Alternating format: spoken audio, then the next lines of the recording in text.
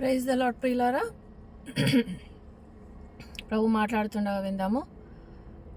మనం చేసే ప్రార్థనలు చాలా మటుకు ఇతరులను కంట్రోల్ చేసేవిగా ఉంటాయి. అది ఎలా అంటే మనము భర్త మారాలనో, అత్త మారాలనో, పిల్లలు మారాలనో, లేకపోతే పాస్టర్ మారాలనో, ఏదో ఒకటి మన సెల్ఫిష్ గెయిన్స్ కోసం చేస్తుంటాం. Even though they are from God's point of view. మనం ఎట్లా చూస్తామంటే వీళ్ళందరినీ మనం మార్చాలి, ఈ బాధ్యత నాది, ఇంకా వీళ్ళ కోసం ప్రార్థన చేయాలి.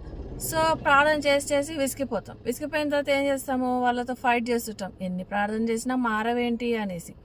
సో ఒకసారి ఇలాగే ఒక సహోదరి చాలా మూడ్ ఆఫ్లో ఉండింది. నాకు ప్రభు చూపించాడు, ఆమె పక్కన ఒక వైట్ ఏంజిల్ ఉంది.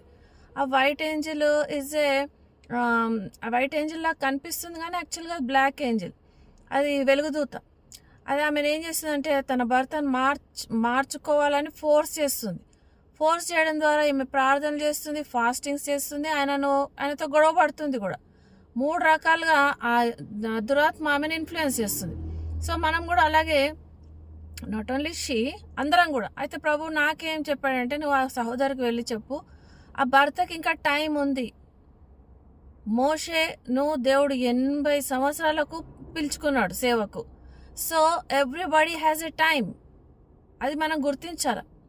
మన పిల్లల్ని 18 ఏళ్ళు వచ్చిన తర్వాత మనం వాళ్ళని కంట్రోల్ చేయడానికి లేదు. ఇవన్నీ జెజబేల్ అంటే కంట్రోల్ అంటే విచ్ క్రాఫ్ట్, చేతబడి. ఇవన్నీ చేతబడి ప్రార్థనలు. కంట్రోల్ చేయడం అంటే విచ్ క్రాఫ్ట్ అన్నట్టు.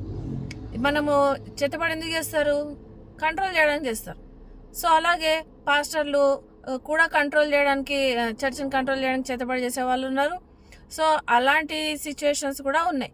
కాబట్టి మన ప్రేయర్స్ ఎలా ఉన్నాయి? సోలిష్ ప్రేయర్స్, దేవుని నీ చిత్తం నెరవేరుగాక అంటున్నామా, లేకపోతే నేనేదైతే బైబిల్ ప్రకారం కరెక్ట్ అనుకుంటున్నా దాన్ని నువ్వు నెరవేర్చాలని మనం దేవుణ్ణి డిమాండ్ చేస్తున్నాం, మనుషులను కూడా టైం ఇవ్వట్లేదు. సో దేవుడు ఏం చెప్పాడు? నీ మాట చేత, నీ ప్రవర్తన చేత నీ భర్తను దక్కించుకుందు అన్నాను. అంతేగాని నువ్వు ప్రార్థన చేయి, గొడవపడు, చేతబడి ప్రార్థనలు చేయి, ఇవి కాదు. ఇవి తప్పు. కొంచెం మిస్గైడ్ అవుతున్నాం. సతాన్ అక్కడ కొంచెం మిస్గైడ్ చేస్తున్నాడు. So soulish prayers are devilish. ప్రభు చిత్తానుసారంగా ప్రార్థన చేయడము ప్రభు ప్రతి ఒక్కరికి సహాయం చేయనుగాక. ఇప్పుడు ఇది ఎట్లా ఉంటుంది అంటే, చిన్నపిల్లలు ఏడ్చి తమ మంకు పట్టును నెరవేర్చుకున్నట్లు ఉంటుంది. అది ప్రభు కోరట్లేదు, అందుకే మన ప్రార్థనలు వింటలేడు దేవుడు. కాబట్టి దేవుని చిత్తం మెరిగి ప్రార్థిస్తాం. ఆమెన్.